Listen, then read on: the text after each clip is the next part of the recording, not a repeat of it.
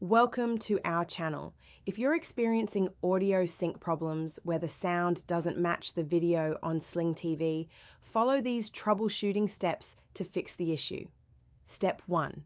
Check if the audio sync issue occurs on all channels or just specific ones. This helps determine if it's a broadcast issue or a device problem.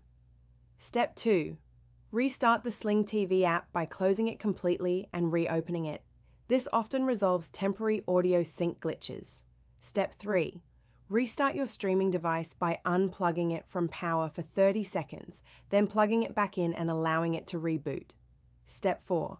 Check your audio settings on your TV or sound system. Disable any audio processing features like surround sound or audio delay that might be causing sync issues. Step 5. If using external speakers or a soundbar, try switching to your TV's built-in speakers to see if the sync problem persists. Step 6. Update your streaming device and the Sling TV app to the latest versions available in your app store. Step 7.